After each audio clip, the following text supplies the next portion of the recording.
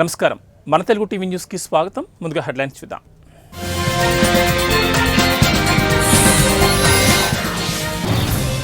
100 కోట్ల విలువ గల భూమి కబ్జా రంగారెడ్డి భూ కబ్జాపై హైడ్రా అధికారులకు ఫిర్యాదు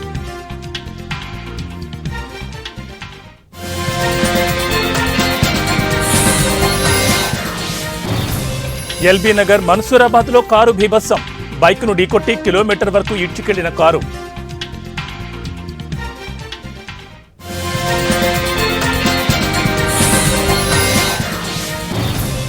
అత్తాపూర్ ఫ్లైఓవర్లో ప్రయాణిస్తున్న కారులో మంటలు కారు దిగి ప్రాణాలు కాపాడుకున్న డ్రైవర్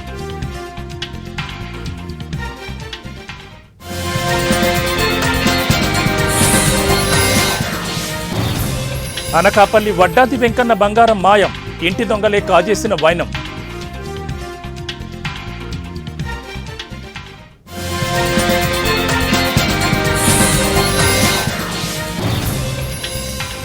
దుబ్బాకలో భక్తులతో వెడుతున్న ట్రాక్టర్ బోల్తా గాయపడిన వారిని సిద్దిపేట ఆసుపత్రికి తరలింపు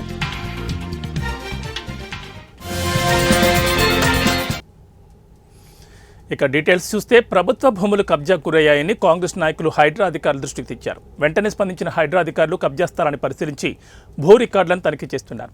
రంగారెడ్డి జిల్లా పెద్దాంబర్పేట్ మున్సిపాలిటీ పరిధిలోని కుంట్లూరు సర్వే నెంబర్ 24లో సుమారు 100 కోట్ల విలువ చేసే 2 ఎకరాల భూమి కబ్జా గురైందని కాంగ్రెస్ నాయకులు హైడ్రా అధికారులకు ఫిర్యాదు చేశారు. ఫిర్యాదు అందుకున్న హైడ్రా అధికారులు కుంట్లూరులో పరిశీలించారు.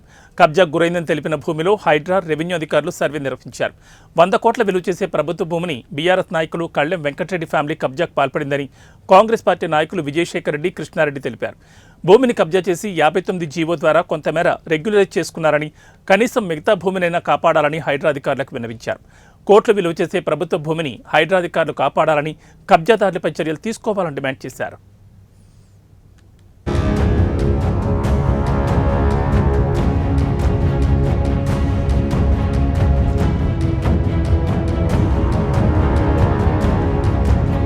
సర్వే నెంబర్ 24లోని 2 ఎకరాల ప్రభుత్వ భూమిని అంటే 4 కూడలు అంటే కుంట్లూరు టు తట్టన్నారం రోడ్డు మరియు ఐత్నగర్ టు కుంట్లూరుకు పోయే 4 కూడల రోడ్డు నేను 2012లో ఆ రోజు కాల్ యువర్ డైల్లో శేషాద్రి కలెక్టర్ గారు ఉన్నప్పుడు అతనికి ఫోన్ చేసి కాల్ యువర్ డైల్లో కాల్ చేసి ఇది గవర్నమెంట్ భూమి, ప్రభుత్వ భూమిని ఇంట్లో కన్స్ట్రక్షన్లు జరుగుతున్నాయంటే అప్పుడున్న ఎంఆర్ఓ గారికి లెటర్ పెట్టి ఆ లెటర్ను ఏదైతుందో ఆ లెటర్ తోటి మళ్ళీ ఆయన రిపోర్ట్ తెప్పించుకున్నాక ఇది ప్రభుత్వ భూమి అని తెలిసి దాన్ని కూలగొట్టి 2 ఎకరాలు పంచనామా చేసి గవర్నమెంట్ హ్యాండ్ ఓవర్ చేసుకున్న తర్వాత మళ్ళీ దాన్ని వాళ్ళు ఇమ్మీడియట్లీ స్టేటస్కో తెచ్చుకోండు.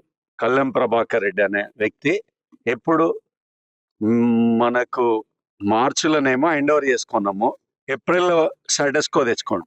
మళ్ళీ దాన్ని ఆగస్టులో స్టిల్ డేట్ అంటే ఇప్పటి వరకు కూడా స్టేటస్కో మెయింటైన్ చేయమనే ఉంది.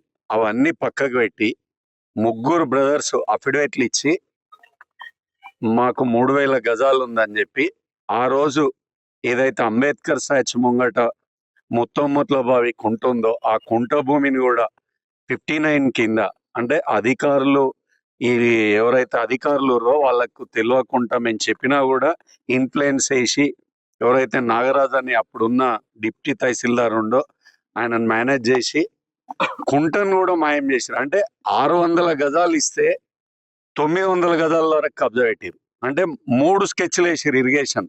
అంటే ఫస్ట్ స్కెచ్ లేదు, ఫస్ట్ ఏదైతే కెడస్ట్రల్ మ్యాప్ హెచ్ఎండిఏ ముత్తొమ్మట్ల బావి కుంటకేసిరో అది రోడ్డు వరకు బఫర్ జోన్ చూపించారు. అది చూపించకుండా మళ్ళీ అప్పుడు విజయారెడ్డి ఎంఆర్ఓ, రంగారెడ్డి గారు ఎవరైతే ఉన్నారో వాళ్ళు మళ్ళీ తప్పుడు రిపోర్ట్ ఇచ్చారు. రోడ్డును చూపించకుండా మళ్ళీ స్కెచ్ ఇచ్చి రాదు అని చెప్పారు. మళ్ళీ ఇంకాసరికి అమయ్ కుమార్కు మళ్ళీ ఎల్బీ నగర్ మన్సూరాబాద్లో కారు బీభత్సం సృష్టించింది. బైక్ను ఢీకొట్టి కిలోమీటర్ వరకు ఈడ్చుకెళ్లింది. మధ్య మత్తులో ర్యాష్ డ్రైవింగ్ చేస్తూ ప్రభాకర్ రెడ్డి అనే వ్యక్తి బైక్ను ఢీకొట్టారు. దిన్యాన్ష్ అనే యువకుడికి తీవ్ర గాయాలయ్యాయి. బైక్ను ఈడ్చుకెళ్తూ మరో కారును ఢీకొట్టి కారు ఆగిపోయింది. సమాచారం అందుకున్న పోలీసులు ఘటనా స్థలానికి చేరుకున్నారు. కారు బీభత్సానికి కారకుడైన కారు యజమాని అదుపులోకి తీసుకున్నారు.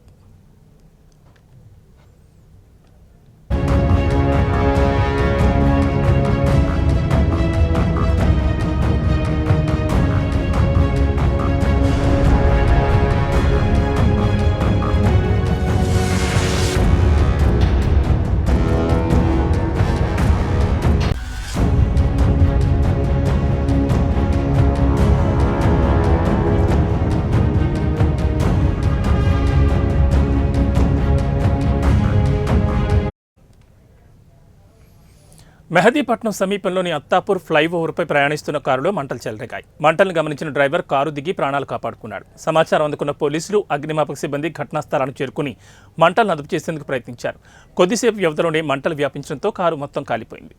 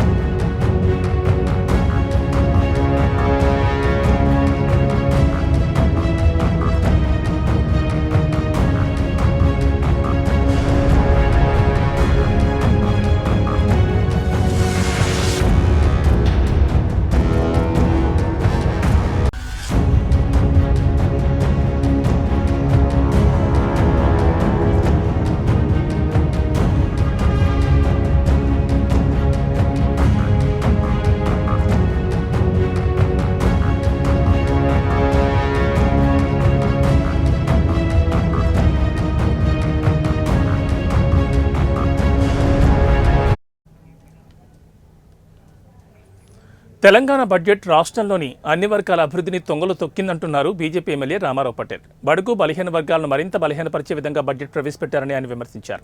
బడ్జెట్ అంకెలగారిలా ఉందంటున్న బీజేపీ ఎమ్మెల్యే రామారావు పటేల్తో మా ప్రతినిధి రాణి ఫేస్ టు ఫేస్. ప్రవేశపెట్టినటువంటి బడ్జెట్ చాలా ఆమోదయోగ్యంగా ఉంది. ప్రధానంగా బడుగు బలహీన వర్గాలకు మాత్రం భవిష్యత్తులో కొంతవరకు వాళ్లకు ఆస్తులు కూడబెట్టుకునే విధంగా కూడా ఉందని చెప్పేసి అటు కాంగ్రెస్ నేతలు అంటున్నారు. ఈ విషయాలకు సంబంధించి బీజేపీ ఎమ్మెల్యే రామారావు పటేల్ ఉన్నారు. సార్ చెప్పండి, నిజంగా బడ్జెట్ ఏ విధంగా ఉంది? నిజంగా అందరికీ ఆమోదయోగ్యంగా ఉంది? కాంగ్రెస్ ప్రభుత్వం బట్టి విక్రమార్క ప్రొడ్యూస్ చేసిన బడ్జెట్ పూర్తిగా వైఫల్యం, తప్పు. మాట్లాడిన గత బడ్జెట్లో పని పూర్తిగా చేయకుండా తెలంగాణ ప్రజలకు మోసం చేస్తున్నారని కనిపిస్తుంది. ఈరోజు చూస్తే రైతు భరోసా అని ఏదైతే వాళ్ళు 6 గ్యారెంటీల్లో 15,000 రూపాయలు ఇస్తా అన్నారు, 12,000 రూపాయలు ఇచ్చారు. 12,000 కూడా 3 ఎకరాల వరకు ఇచ్చారు, మరలా తగదే ఇవ్వలేదు. అదేవిధంగా నిరుద్యోగ వృత్తి ఏదైతే 4,000 రూపాయలు ప్రతి యువకుడికి ఇస్తున్నారు, అది కూడా అందులో మెన్షన్ చేయలేదు. అదేవిధంగా రైతు బీమా ఏదైతే పంటల నష్టం అవుతుంది వాళ్ళకు నష్టం మొత్తం మేము కడతామన్నారు. లాస్ట్ ఇయర్ కూడా చెప్పారు, ఈ సంవత్సరం కూడా దానికి ఎక్కడ కూడా బడ్జెట్లో ప్రస్తావించలేదు. ఏ వర్గానికి ఆమోదయోగ్యం లేదు, కేవలం కాంగ్రెస్ పార్టీకి మాత్రమే ఆమోదయోగ్యంగా ఉన్నది. ఎస్సీలను మోసం చేసిండ్రు, ఎస్టీలను మోసం చేసిండ్రు, బీసీలను మోసం చేసిండ్రు. ఈ రాష్ట్రంలో ఉన్నటువంటి రైతాంగాన్ని మోసం చేసిండ్రు. రాష్ట్ర ముఖ్యమంత్రి గారు గొప్ప మాట చెప్పింది కదా, ఈ రాష్ట్ర ఆర్థిక స్థితికి క్యాన్సర్ వచ్చిందని. వాస్తవం. ఈరోజు బడ్జెట్ చూస్తే ఈ రాష్ట్ర ఆర్థిక వ్యవస్థకు క్యాన్సర్ వచ్చినట్టే ఉన్నది. గతంలో క్యాన్సర్లోనే ఈ రాష్ట్ర ఆర్థిక వ్యవస్థ ప్రయాణం చేస్తున్నది. ఆ క్యాన్సర్ కూడా ఏదో ఫస్ట్ స్టేజో సెకండ్ స్టేజో లేదు, 4th స్టేజ్లో ఈ రాష్ట్ర ఆర్థిక వ్యవస్థకు క్యాన్సర్ ఉన్నట్టున్నది. అంటే 4వ స్టేజ్ దాకా క్యాన్సర్ ఉన్నటువంటి రోగికి మరణమే వస్తుంది. ఈరోజు కూడా ఈ రాష్ట్ర ఆర్థిక వ్యవస్థ అంతకన్నా ఘోరంగా ఉన్నది. గొప్పగా చెప్పిండ్రు, రైతులను ఆదుకుంటామని చెప్పి, రైతుల పంటల బీమా తెస్తామని చెప్పారు. పంటలు నష్టపోతే రైతులకు అన్ని రకాలుగా ఆదుకుంటామన్నారు. 1,000 కోట్ల రూపాయలు గతంలో కేటాయిస్తే చిల్లి గవ్వ ఖర్చు చేయలేదు. ఈరోజు పంటల బీమా పథకం ఊసేలేదు. పెన్షన్లు పెంచేటటువంటి పరిస్థితి లేదు, కొత్త పెన్షన్లు మంజూరు ఇచ్చే పరిస్థితి లేదు. ఎస్సీ కార్పొరేషన్లు మూతపడ్డాయి, బీసీ కార్పొరేషన్లకు చెల్లి గవ్వలేదు. ఈరోజు ఆదివాసీ గిరిజనులకు సంబంధించినటువంటి ఐటీడీఏలు ఈరోజు ఆర్థిక నిధులు లేక కొట్టుమిట్టాడుతున్నాయి. ఈ రకంగా ఏ సంక్షేమ శాఖను చూసినా గత ప్రభుత్వం విద్యారంగాన్ని పూర్తిగా నిర్వీర్యం చేసింది. కానీ ఇప్పుడు మాత్రం యంగ్ ఇండియా స్కిల్ యూనివర్సిటీని ఏర్పాటుతో పాటు రెసిడెన్షియల్ పాఠశాలను కూడా వీటికి నిధులు ఎక్కువగా ఖర్చు పెట్టనుంది. ఏమంటారు? గత ప్రభుత్వానికి ఈ ప్రభుత్వానికి చాలా దగ్గరి పోలిక ఉన్నది. టీఆర్ఎస్ ఎట్లా మోసం చేసిందో కాంగ్రెస్ కూడా గట్లనే మోసం చేసింది. టీఆర్ఎస్ మాట్లాడినటువంటి మాటల తీరే కాంగ్రెస్ పార్టీ మాట్లాడింది. ఈ రెండు పార్టీల మధ్య తేడా ఏమీ లేదు. ప్రభుత్వాలు మారినాయి అంతే. పార్టీ కాంగ్రెస్ అయినా టీఆర్ఎస్ అయినా ప్రజలకు చేయాల్సిన మోసంలో ఒకరికి ఒకరు వాళ్ళు పోటీ పడ్డారు. ఇది మోసపూరిత, ఇచ్చిన హామీలు ఎగవేతల, ఇచ్చిన హామీలు పాతరేసే బడ్జెట్గా మాత్రమే ఉన్నది. సంక్షేమ కార్యక్రమాలను పూర్తిగా పాతరేయడానికి మాత్రమే ఈ బడ్జెట్ పెట్టారు. ఎక్కడ కూడా ఇచ్చిన హామీలను విషయంలో ఊసే లేదు, అంశం ఎక్కడ మాట్లాడలేదు. 6 గ్యారంటీలు మెన్షన్ చేయలేదు, 420 హామీలు మెన్షన్ చేయలేదు. దానికి తగ్గట్టుగా ఏ డిపార్ట్మెంట్లో కూడా వారు అలకేట్ చేయకపోవడం, ఇది ప్రజల్ని మోసం చేయడం. ఒక వర్గం కాదు, ఇటు మహిళలకు 2500 అంశం అయితేనేమి, రైతులకు ఇచ్చేస్తున్న రైతు భరోసా బోనస్ కానివ్వండి, రైతు కూలీల అంశంలో కానివ్వండి, లేకపోతే కౌలు రైతుల అంశంలో కానివ్వండి, 42,000 కోట్ల రూపాయలు ఈ రాష్ట్రంలో దానికి అవసరం పడితే 18,000 కోట్ల రూపాయలు ఇచ్చి ఈ రాష్ట్ర ప్రభుత్వం రైతాంగాన్ని మోసం చేసేటట్టుగానే అన్ని వర్గాలను మోసం చేశారు. రాష్ట్ర అభివృద్ధి అంటేనే గ్రామ స్థాయిలో ఉన్నటువంటి మహిళలను పూర్తిగా ఎంపిక చేసి వాళ్లకు డ్వాక్రా సంఘానికి సంబంధించి కావచ్చు, అదేవిధంగా స్వచ్ఛంద సమస్యలకు సంబంధించి కావచ్చు, కొన్ని నిధులు అయితే కేటాయించడం జరిగింది. మరి దీంతో పాటు క్షేత్రస్థాయి నుంచి మహిళల నుంచి ఫుల్ సపోర్టు రాష్ట్రానికి వస్తుందని అంటున్నారు. మీరేమంటారు?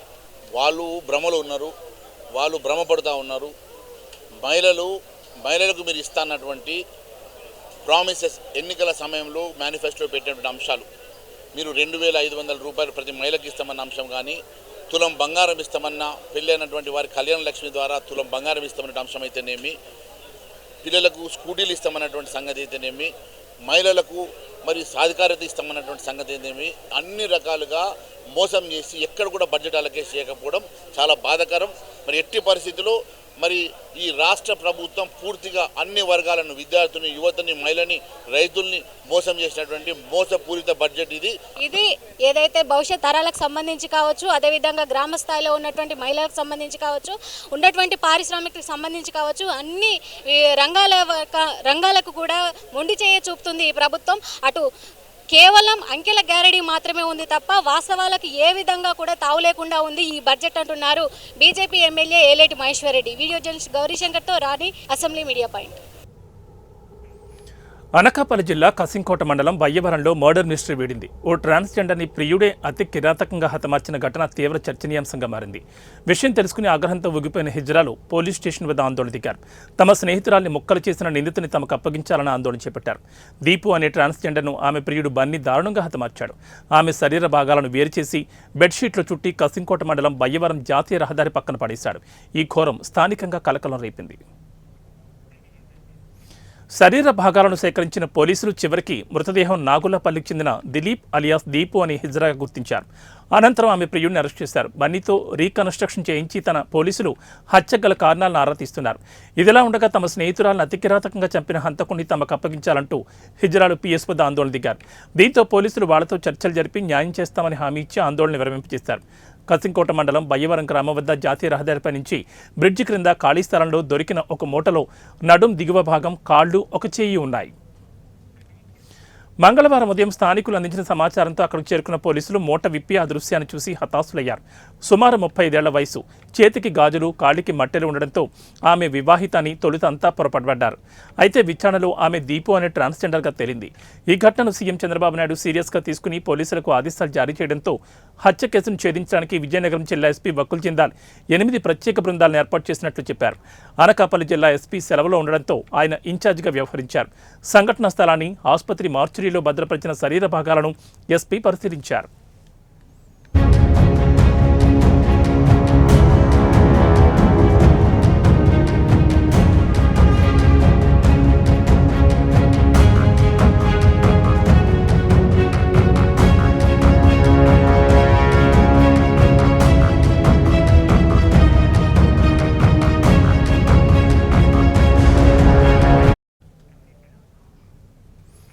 అనకాపల్లి జిల్లా మాడుగుల నియోజకవర్గంలోని బుచ్చేపేట మండలం వడ్డాది వెంకనకు అయిన వారే శటకోపం పెట్టారు. అంతా ఊహించినట్లే అయ్యింది. వడ్డాది వెంకన్న ఆలయంలో లెక్కల్లో బొక్కలన్నీ తేటతెల్లమయ్యాయి. హుండీలో వేసిన బంగారం మాయమైనట్లు తేలిపోయింది. ఏళ్ల తరబడి హుండీలో వేసిన బంగారం మాయంపై వెంకటరమణ గోవిందా గోవిందా దీనిపై తాజాగా దేవాదాయ ధర్మాదాయ శాఖ అధికారులు సమక్షంలో లెక్కలు తేలిస్తే 29 ఏళ్లలో వడ్డాది వెంకన్నకు వచ్చిన బంగారం 0.8 గ్రాములుగా లెక్కలు తేల్చారు. దీంతో అంతా నివ్వెరిపోయారు. అక్కడున్న వారే తమ మొక్కులు తీర్చుకునేందుకు ఎంతో బంగారాన్ని విరాళంగా అందజేసిన వారు ఉన్నారు. వారితో పాటు గ్రామస్తులు, చుట్టుపక్కల వారు, లక్షలాది మంది భక్తులు దఫదఫాలుగా ఎంతో బంగారాన్ని సమర్పించుకునేవారు. కానీ తీరా చూస్తే ఒక్క గ్రాము కూడా వచ్చినట్లుగా లెక్కల్లో చూపకపోవడంతో స్థానికులు ముక్కున వేలేసుకుంటున్నారు. వడ్డీ కాసుల వాడికే పంగనామం పెట్టేశారా, సాక్షాత్తు కలియుగ వెంకటేశ్వరునికే శటగోపం పెట్టేశారా అంటూ దుమ్మెత్తిపోస్తున్నారు.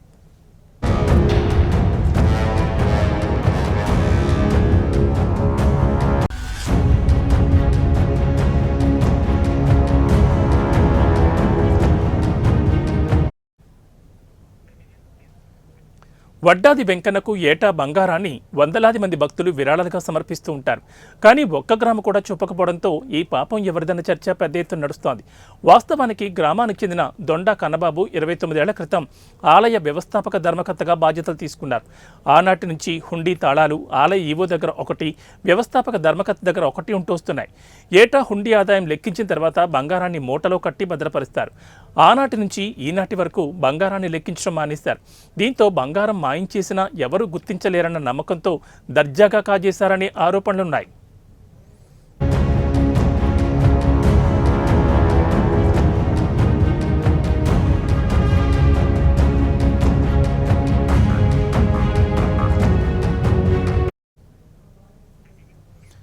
వడ్డాది గిరిజాంబగిరిపై కొలువైన స్వయంభూ వెంకటేశ్వర స్వామి హుండీ ఆదాయం లెక్కింపు గత సోమవారం నిర్వహించారు. ఈ లెక్కింపులో 12 లక్షల పైచీలకు ఆదాయం వచ్చినట్లు అధికారులు ప్రకటించారు. అయితే ఇక్కడే అసలు కథ వెలుగులోకి వచ్చింది. ఆదాయం అయితే ప్రకటించారు, కానీ హుండీలో భక్తులు వేసిన బంగారం, వెండి సంగతి పక్కన పెట్టేశారు. ఏటా ఇదే తంతు జరుగుతోంది. అనేక మంది భక్తులు ప్రతి ఏడాది పెద్ద ఎత్తున రకరకాల ముడుపులు చెల్లిస్తారు. ఇలాంటి తరుణంలో ఈ ఏడాది గ్రామానికి చెందిన కొరందాసు రమణ అనే భక్తుడు తన కుమారుడు పుడితే నిలువు దోపిడీ ఇస్తానని మొక్కుకున్నాడు.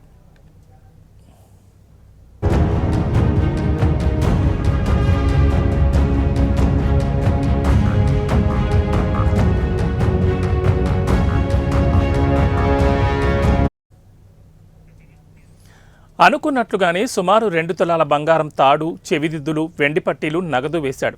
నగదైతే లెక్కల్లో చూపారు, కానీ ఈ బంగారాన్ని అధికారుల లెక్కల్లో చూపకపోవడంతో అసలు విషయం వెలుగులోకి వచ్చింది.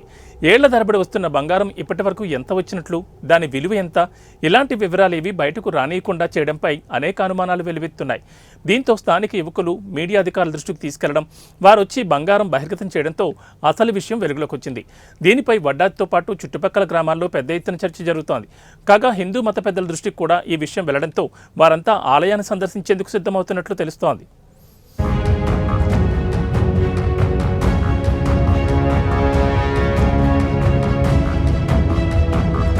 నేను ఇచ్చినటువంటి ఆరోపణలు అయితేనే ఉంది, కంప్లైంట్ అయితేనే ఉంది మీద ఎండోమెంట్ వాళ్ళు స్పందించి ఈరోజు మొత్తం సమక్షం పెద్దలందరి ముందు, చైర్మన్ సమక్షం ముందు, నాయకులందరి ముందు కూడా ఈరోజు ఓపెన్ చేయడం జరిగింది. ఓపెన్ చేస్తే ఎవరైతే భక్తులు ఉన్నారో ఆ భక్తులు వేసినటువంటి బంగారం కూడా అందులో ముందు లేదన్నటువంటి ఎండోమెంట్ వారు ఇప్పుడు దొరకడం జరిగింది. అదేవిధంగా ఇది హిందుత్వ మనోభావాలను పెంపొందించే విధంగా కృషి చేసినందుకు ఎండోమెంట్ వారికి, గ్రామ పెద్దలకి, కూటమి నాయకులకి మొత్తం ప్రతి ఒక్కరికి ప్రత్యేక ధన్యవాదాలు తెలుపుకున్నాం. కాకపోతే ఇదే విధంగా ప్రతిసారి కూడా ముందుగానే చూపించాలి.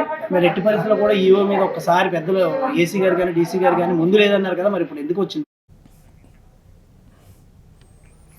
అంబేద్కర్ కోనసీమ జిల్లా ముమ్మిడివరం మండలం కొత్తలంకలో ఓ ఇంటి వద్ద బుధవారం సాయంత్రం తాచుపాము హల్చల్ చేసింది.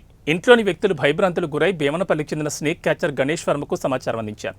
వెంటనే అక్కడికి చేరుకున్న గణేష్ వర్మ పామును చాకచక్యంగా ఒక డబ్బాలో బంధించారు. పాములు కనిపిస్తే భయపడి చంపొద్దని, తనకు సమాచారం అందిస్తే పట్టుకెళ్తామని స్నేక్ క్యాచర్ గణేష్ వర్మ తెలిపారు.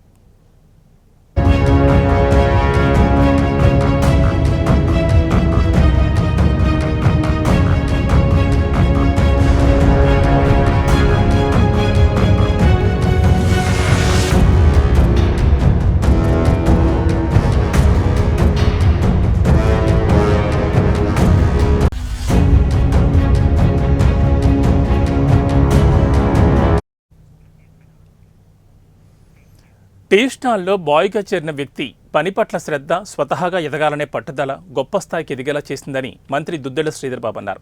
మాదాపూర్ ఐటీ కారిడార్లో నీలోఫర్ కేఫ్ను ఆయన ప్రారంభించారు. నీలోఫర్ కేఫ్ యజమాని బాబురావు ఎదుగుదలను యువత స్ఫూర్తిగా తీసుకోవాలన్నారు. టీకోట్లో పనిచేరిన కుర్రోడు అదే సంస్థకి యజమానిగా మారి తన వ్యాపారాన్ని దశలవారీగా విస్తరించి ఒక బ్రాండ్ క్రియేట్ చేయడం అభినందనీయమని మంత్రి శ్రీధర్ బాబు అభిప్రాయం వ్యక్తం చేశారు.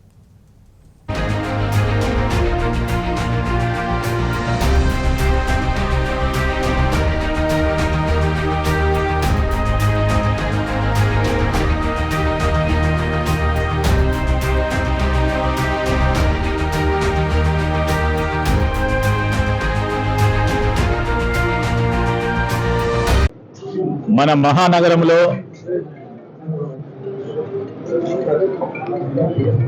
నీలోఫర్ మరి అతిపెద్ద రెస్టారెంట్ కమ్ ప్రముఖంగా పేర్కొనబడ్డ నీలోఫర్ ఛాయ్కి సంబంధించి మరి పెద్దలు బాబురావు గారు మరి మా యువమిత్రులు శశాంక్ గారు ప్రారంభోత్సవం చేస్తా ఉన్న అతిపెద్ద నీలోఫర్ కఫేని నాతో పాటు మా స్థానిక గౌరవ శాసన సభ్యులు గాంధీ గారితో పాటు మాజీ కేంద్ర మంత్రివర్యులు వేణుగోపాలాచారి గారు పెద్దలందరి సమక్షంలో ఈరోజు ప్రారంభోత్సవం చేయటం జరిగింది. మా ఉద్దేశం, మా లక్ష్యం రాబోయే కాలంలో హైదరాబాద్ కేవలం టెక్నాలజీకి సంబంధించిన క్యాపిటల్తో పాటు క్విజీన్ క్యాపిటల్గా చేయాలని. ప్రపంచ దేశాల్లోనే ఇక్కడ మనకు ఛాయ్ అంటే హైదరాబాద్ అంటారు, ఛాయ్ అంటే నీలోఫర్ అంటారు, ఇరానీ ఛాయ్ అంటే చాలా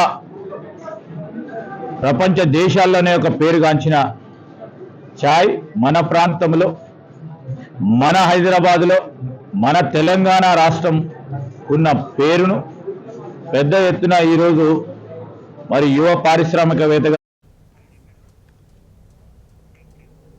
రాష్ట్రంలో ప్రసిద్ధి చెందిన సింహాచలం శ్రీ వరాహలక్ష్మీ నరసింహస్వామి వారిని విశాఖ జిల్లా కలెక్టర్ హరీందర్ ప్రసాద్ దర్శించుకున్నారు.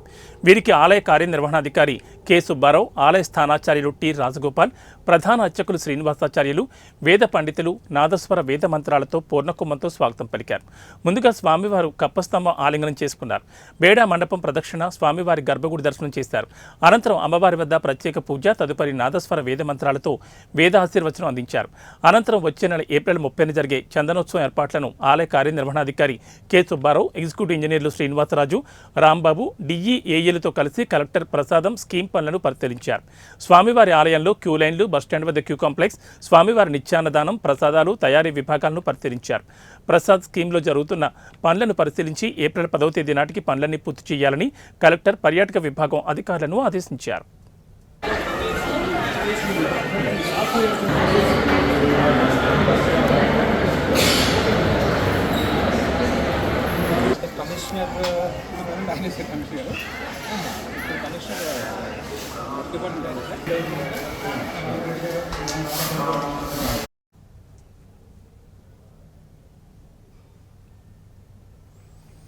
ప్రభుత్వ పాఠశాలలు కొత్త రూపును సంతరించుకోబోతున్నాయి. ప్రధానమంత్రి శ్రీ పథకం కింద ప్రభుత్వ పాఠశాలలో మౌలిక సదుపాయాల కల్పనకు ప్రాధాన్యత ఇస్తామని కలెక్టర్ రాహుల్ శరణ్ తెలిపారు. పాఠశాలల్లో ప్రయోగశాలలను ఏర్పాటుకు చర్యలు తీసుకుంటామన్నారు. జయశంకర్ భూపాలపల్లి జిల్లాలో పీఎం శ్రీ పథకం ద్వారా మల్హారావు మండలం ఎడ్లపల్లి పాఠశాలలో అభివృద్ధి పనులను జిల్లా కలెక్టర్ రాహుల్ శర్మ పరిశీలించారు. పాఠశాల మొదటి అంతస్తులో నిర్మిస్తున్న సైన్స్ ల్యాబ్, మరుగుదొడ్ల నిర్మాణం పనులను జిల్లా కలెక్టర్ పరిశీలించారు. ఆర్వో ప్లాంట్ను పరిశీలించి ఉపాధ్యాయులతో మాట్లాడారు. పాఠశాల మొదటి అంతస్తులో కిటికీ డోర్స్, గ్రిల్స్, తలుపులు ఏర్పాటు చేయాలని కోరగా ఏర్పాటు చేస్తామని తెలిపారు. పీఎం శ్రీ పథకం ద్వారా పాఠశాలలో కొనసాగుతున్న పనులలో వేగం పెంచాలని, నాణ్యమైన సామగ్రిని ఉపయోగించాలని, విద్యార్థులకు నాణ్యమైన విద్యను అందించాలని సూచించారు. వచ్చే విద్యా సంవత్సరంలో విద్యార్థుల అడ్మిషన్లను పెంచేందుకు కృషి చేయాలని తెలిపారు. ఈ కార్యక్రమంలో పాఠశాల ప్రధాన ఉపాధ్యాయులు పూర్ణచంద్రరావు, తహసీల్దార్ రవికుమార్, ఎంపీడీఓ శ్యామ్ సుందర్ తదితరులు పాల్గొన్నారు. మన దగ్గర 8 స్కూల్స్ ఉన్నాయి నా BMC 6 యాక్చువల్గా ఎక్కువ వర్క్ చేస్తే ఎక్కువ అమౌంట్ వస్తుంది. కాంట్రాక్టర్కు చెప్పండి మీరు ఎంత వర్క్ చేస్తే మనం పంపిస్తాం. అచ్చా ఇది సైన్స్ ల్యాబ్. ఇచ్చిన మాట నిలబెట్టుకోవడం, హామీని నెరవేర్చడం కాంగ్రెస్ పార్టీకే సాధ్యమని గడ్డి Annaram fruit market director Govardhan Reddy అన్నారు. బీసీలకు 42% రిజర్వేషన్లు అసెంబ్లీలో ఆమోదించడం, ఎస్సీ వర్గీకరణపై కాంగ్రెస్ ఎన్నికల్లో ఇచ్చిన హామీలను నిలబెట్టుకున్నందుకు ముఖ్యమంత్రి చిత్రపటానికి పాలాభిషేకం చేశారు. మహేశ్వరం నియోజకవర్గం బడంగ్పేట్ మున్సిపల్ కార్పొరేషన్ పరిధిలో గడ్డి Annaram fruit market director Govardhan Reddy ఆధ్వర్యంలో సీఎం రేవంత్ రెడ్డి చిత్రపటానికి బడంగ్పేట్ చౌరస్తాలో పాలాభిషేకం చేశారు. తెలంగాణలో కులగన్న సర్వే చేసి బీసీలకు 42%, ఎస్సీ వర్గీకరణకు సీఎం రేవంత్ రెడ్డి చర్యలు తీసుకోవడం హర్షణీయమన్నారు. ఈ కార్యక్రమంలో బడంగ్పేట్ కార్పొరేషన్ మాజీ మేయర్, టీపీసీసీ ప్రధాన కార్యదర్శి పారిజాతారెడ్డి పాల్గొన్నారు. ఎన్నో ఏళ్ల నుంచి మరుగున పడ్డట్టి ఎస్సీ ఏబిసిడి వర్గీకరణకి చట్టపరంగా మద్దతు లభించడం, బీసీలకి 42% రిజర్వేషన్ల అవకాశం కల్పించడం, ఈ రెండిటిని ఎంతో చారిత్రాత్మకమైన నిర్ణయం. ఎందుకంటే దేశంలో ఎన్ని రాష్ట్రాలు ఉన్నప్పటికీ ఈ రాష్ట్రంలో మొట్టమొదటిగా ఈ రాష్ట్రంలో కూడా మన సీఎం గారు, గౌరవ డిప్యూటీ సీఎం గారు, అలాగే మంత్రులందరూ, ఎమ్మెల్యేలందరూ కలిసి తీసుకున్నటువంటి అసెంబ్లీలో తీసుకున్నటువంటి గొప్ప నిర్ణయము. బీసీ బిడ్డలకి న్యాయం జరుగుతుంది. అలాగే ఎస్సీ వర్గీకరణకి ఎన్నో ఏళ్ల నుంచి చేస్తున్నటువంటి ఒక సహాయ నిరాకరణోద్యమం అనాలే. ఆ ఉద్యమానికి ఈ రోజు ముగింపు పలుకుతూ వర్గీకరణకి చట్టబద్ధత కల్పిస్తున్నటువంటి ఈ ఏకైక రాష్ట్ర ప్రభుత్వం మన కాంగ్రెస్ పార్టీ ప్రభుత్వము. మరి ఈ ప్రభుత్వంలో అన్ని కులాలకు సంబంధించినటువంటి వాళ్ళకి సమన్యాయం చేయాలనేదే ఒక ముఖ్య. గ్రామీణ ప్రాంతాల్లో మద్యం బెల్ట్ షాపులు ఎక్కువయ్యాయని విద్యార్థి సంఘ నాయకులు ఆందోళన దిగారు. జయశంకర్ భూపాలపల్లి జిల్లా కేంద్రంలో బెల్ట్ షాపులకు మద్యం రవాణా చేస్తున్న వాహనాలు డీవైఎఫ్ఐ నాయకులు అడ్డుకున్నారు. షాపులకు మద్యం రవాణా చేస్తున్న వాహనాల ముందు రోడ్డుపై బైఠాయించి నిరసన కార్యక్రమం చేపట్టారు. భూపాలపల్లి మద్యం వ్యాపారస్తులు సిండికేట్గా ఏర్పడి అక్రమంగా మద్యాన్ని తరలిస్తున్నారని ఆరోపించారు. అధిక ధరలకు మద్యం విక్రయిస్తూ ప్రజల అనారోగ్యానికి కారణమవుతున్నారని ఆగ్రహం వ్యక్తం చేశారు. రాష్ట్ర ప్రభుత్వం వెంటనే బెల్ట్ షాపులను రద్దు చేయాలని డీవైఎఫ్ఐ నాయకులు డిమాండ్ చేశారు. రోడ్డుపై బైఠాయించి నిరసన చేస్తున్న డీవైఎఫ్ఐ నాయకులను పోలీసులు అరెస్ట్ చేసి స్టేషన్కు తరలించారు.